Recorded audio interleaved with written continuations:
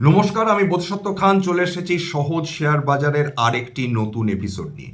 প্রিয় বন্ধুরা, আশা করি সবাই ভালো আছেন এবং সুস্থ আছেন।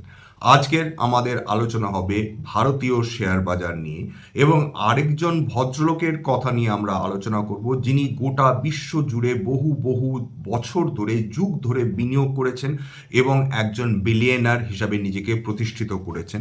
সেই মানুষটি অনেকটা ওয়ারেন বাফেটের মতনই বর্তমানে তার ধারণা রয়েছে ইকুইটি মার্কেটস নিয়ে, এবং দুজনেই একটা কথা বলছেন যে কিছুটা হাতে টাকা রাখা ভালো। সেই মানুষটি ভারতীয় শেয়ার বাজার সম্বন্ধে কি বলেছেন, জাপানিজ মার্কেট সম্বন্ধে, ক্যারি অন ট্রেড সম্বন্ধে কি বলেছেন, সেইগুলো নিয়ে আজকে আলোচনা করব। এবং বুঝতে হবে যে মার্কেট শর্ট টার্মের জন্য, অর্থাৎ স্বল্প মেয়াদি সময়ের জন্য দারুণ ভোলাটাইল থাকতে পারে, কিন্তু সেটা দীর্ঘমেয়াদী যারা বিনিয়োগকারী তাদের কিন্তু চিন্তা করার মতন কিন্তু কারণ ঘটে না, বিশেষ করে এই short term ভোলাটাইলিটিসগুলো।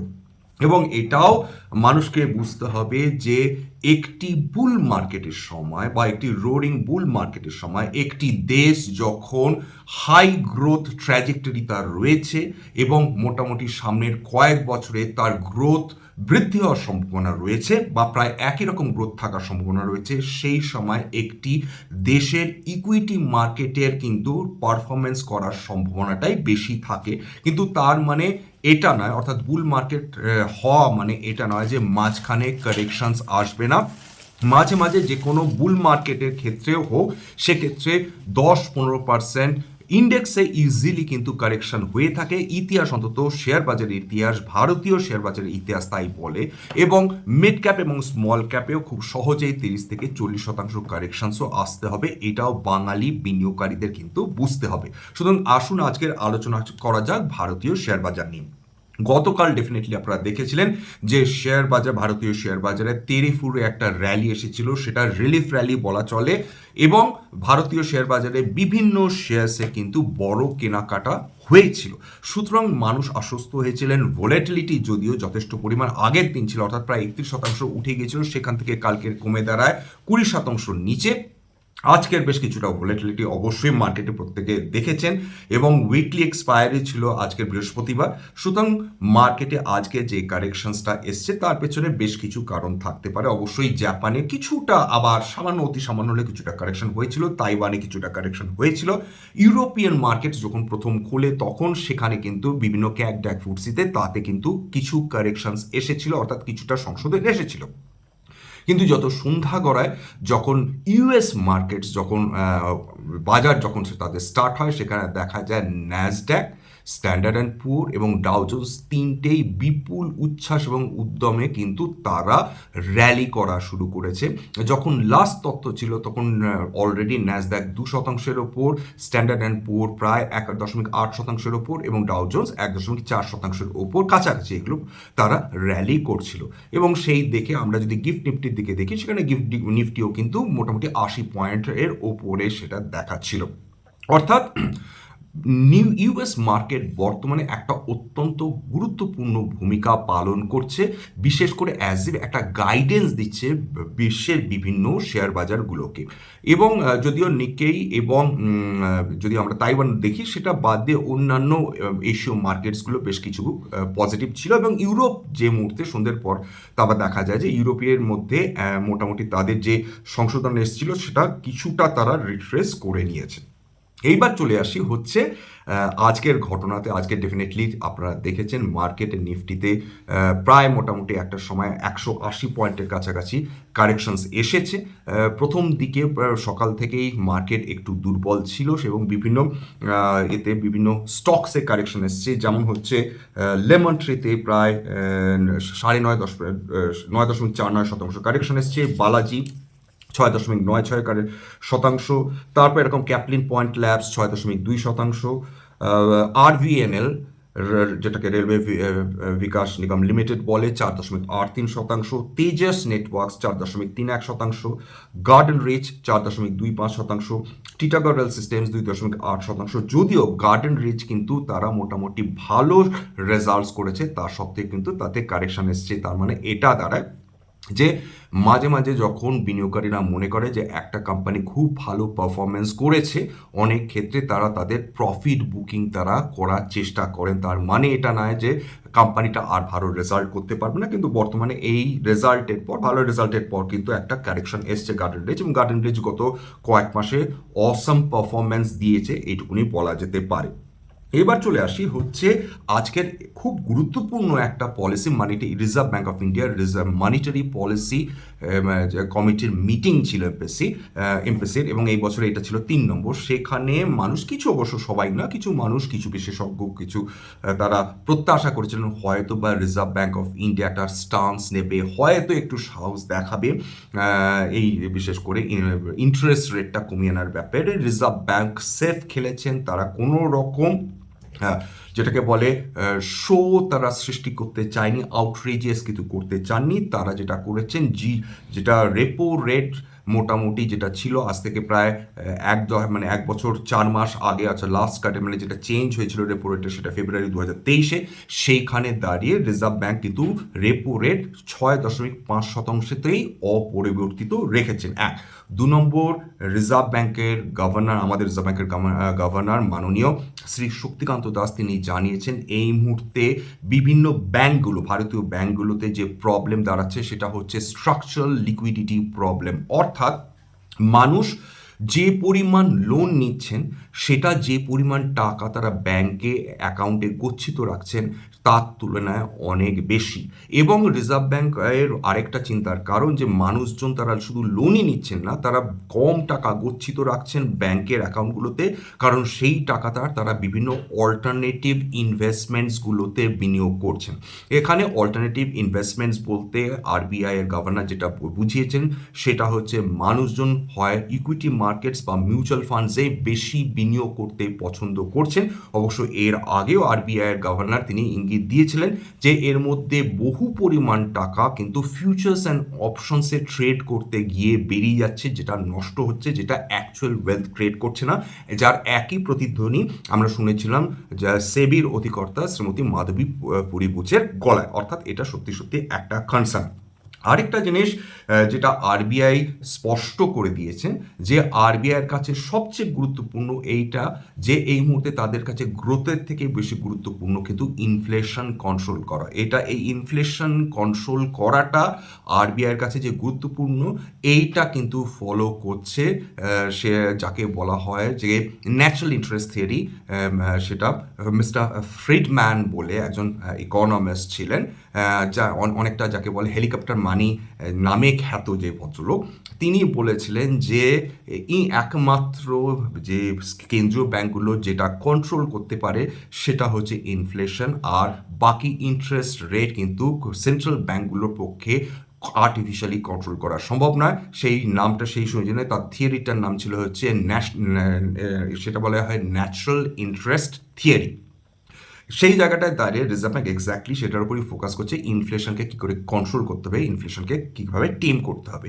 Reserve bank projection এই বছরের জন্য ইনফ্লেশনের প্রজেকশন দিয়েছেন 4.5%, কিন্তু জুন মাসে সেই ইনফ্লেশন, ভারতের ইনফ্লেশন দাঁড়িয়েছে 5.1%, কিন্তু রিজার্ভ ব্যাঙ্কের টার্গেট হচ্ছে যে করে হোক 4% ইনফ্লেশন নামিয়ে আনা, কারণ ইনফ্লেশন বাড়লে মধ্যবিত্ত এবং যারা ইকোনমিক্যালি চ্যালেঞ্জড মানুষ তাদের জন্য কিন্তু দারুণ সমস্যা হয়। সেই কারণে যে একদম রিজার্ভ ব্যাংকের এটা ঘোষিত যেটা এজেন্ডা সেটা হচ্ছে যে করে হোক ইনফ্লেশন রেটকে নিচে নামিয়ে আনতে হবে। তারপর তবে রিজার্ভ ব্যাঙ্ক অফ ইন্ডিয়া যে গ্রোথ রেট সামনের বছরের জন্যও রেখেছেন, জিডিপি গ্রোথ রেট সেটা রেখেছেন হচ্ছে 7.2%। গত বছরেও রিজার্ভ ব্যাঙ্ক অফ ইন্ডিয়ার গ্রোথ রেট প্রজেকশন একই ছিল 7.2%। এবার চলে আসি হচ্ছে যে মার্কেটে বর্তমানে যে ভোলেটিলিটিটা দেখছেন, অনেক মানুষ এটা হতে পারে, সেটা হচ্ছে তারা নিজেদের পোর্টফোলিও রিস্ট্রাকচার করছেন, রিঅর্গানাইজ করছেন। তারা হয়তো এক্সপেন্সিভ শেয়ার্সগুলো থেকে বেরিয়ে এসে তারা ভ্যালু শেয়ার্সগুলোতে ইনভেস্ট করার কথা পরিকল্পনা করছেন। কেউ কেউ স্মল ক্যাপতে রিস্ক অ্যাভার্স হয়ে বা মিড ক্যাপে রিস্ক অ্যাভার্স হয়ে তারা লার্জ ক্যাপগুলোতে ফোকাস করার চেষ্টা করছেন। সুতরাং পোর্টফোলিও রিশাফলিং চলছে, সেটা মিউচুয়াল ফান্ড ম্যানেজার লেভেলে হতে পারে, সেটা সাধারণ রিটেল ইনভেস্টার্সদের ক্ষেত্রে হতে পারে, কিন্তু একটা রিশাফলিং যে চলছে সেটা মোটামুটি একটা আন্দাজ করা যাচ্ছে, কারণ আমরা সেক্টর রোটেশনও কিন্তু এই মুহূর্তে দেখতে পাচ্ছি। আরেকটা যেটা ভালো খবর ভারতীয় বা আমাদের ভারতীয় বাঙালিদের জন্য, সেটা হচ্ছে যে বাংলাদেশ আপাতত কিছুটা হলেও স্টেবিলাইজ করেছে। তার ফলে আমাদের যে দেশে আমাদের যে কোম্পানিগুলো রয়েছে, ট্রেন্টের মতন কোম্পানিগুলো রয়েছে, তারা ডেফিনেটলি তারা অবশ্যই কোথাও না কোথাও একটা ব্রিদিং স্পেস তারা পাচ্ছেন তাদের ব্যবসাটাকে নিয়ে একটা রিথিঙ্কিংয়ের ব্যাপারে, এবং যদি প্রয়োজন হয় তাহলে হয়তো তারা বাংলাদেশ থেকে কিন্তু তারা রিলোকেট করতে পারে। সেক্ষেত্রে তিরুপুর বলে ভারতবর্ষে একটা জায়গা রয়েছে যেখানে তারা তাদের ব্যবসা রিলোকেট করতে পারেন, অর্থাৎ বিশেষ করে টেক্সটাইল ব্যবসা তারা রিলোকেট করতে পারেন, এরকম একটা আভাস ইঙ্গিত কিন্তু পাওয়া যাচ্ছে। এটা যদিও কোনো কনফার্মেশন নয়, তবে ভবিষ্যতে আমাদের দেখতে হবে যে বর্তমান অবস্থা ভারতীয় কোম্পানিগুলো যাতে প্রচুর বিনিয়োগ রয়েছে বাংলাদেশে, সেইগুলো এক্স্যাক্টলি কী করে।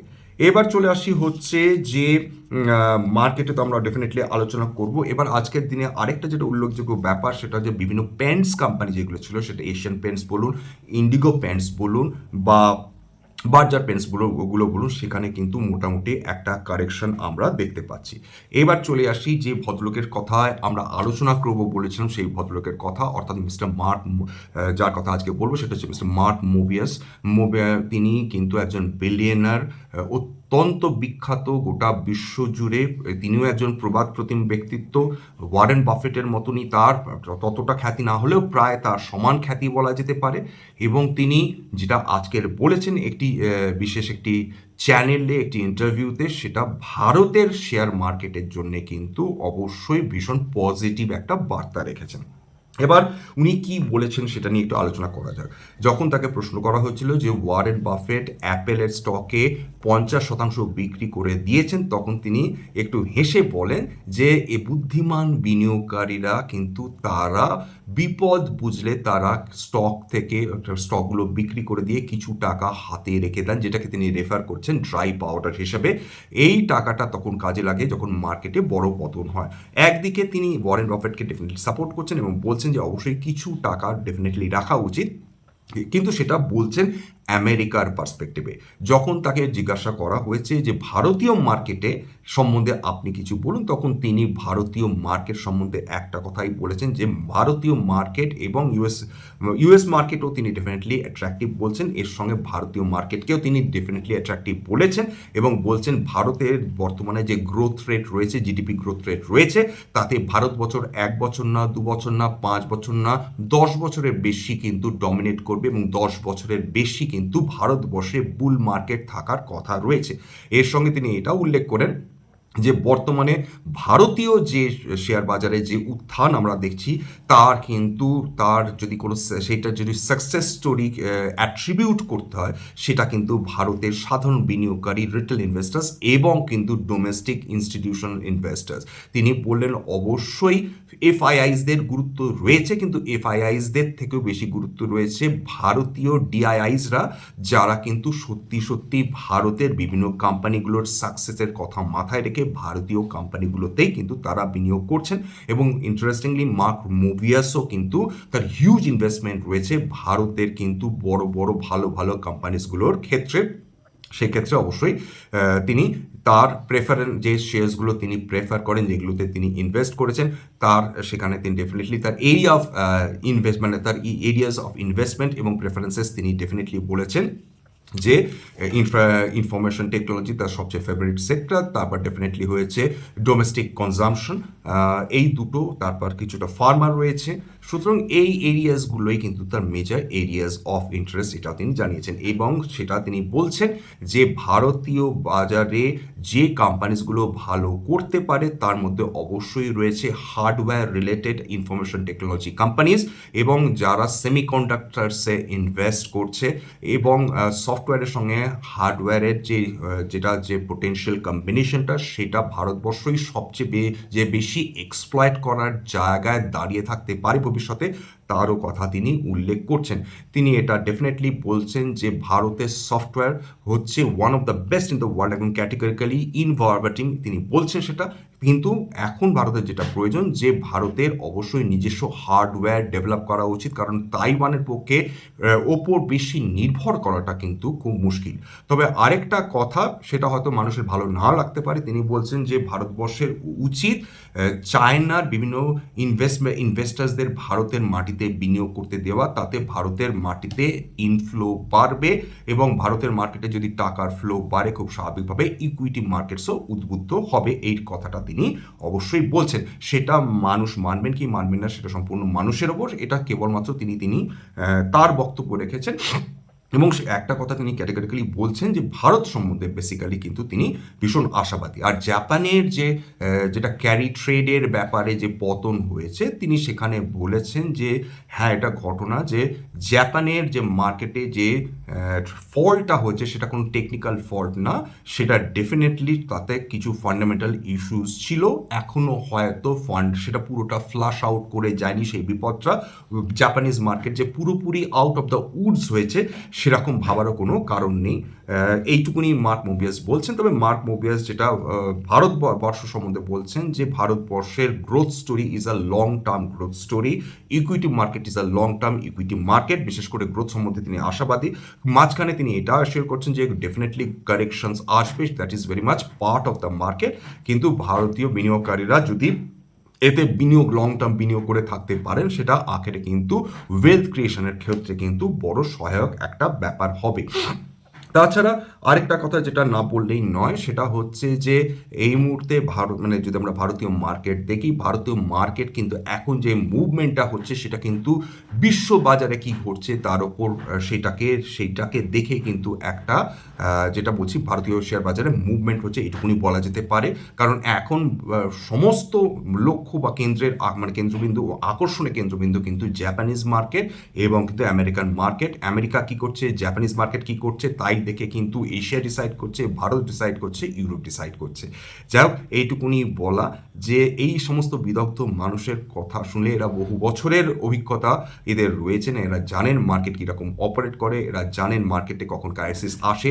এবং তার সঙ্গে একটা খুব ইন্টারেস্টিং কথা যেটা বলছেন যে ইকুইটি মার্কেট সবার আগে জানতে পারে যে একটি দেশের বা বিশ্বের অর্থনীতি প্রবলেমেটিক জোনে যাচ্ছে কিনা, এবং সেই অনুযায়ী ইকুইটি মার্কেটই কিন্তু প্রথম রিফ্লেকশন দেয়, পরে অর্থনৈতিক ট্রাবল আসে ইন দ্য রিয়েল সেন্স। অর্থাৎ ইকুইটি মার্কেটস মার্ক মোবিয়াসের মতে সেটা কিন্তু আগাম আন্দাজ করে নেওয়ার তার ক্ষমতা রয়েছে যে গোটা বিশ্বে অর্থনীতির অবস্থা কেমন।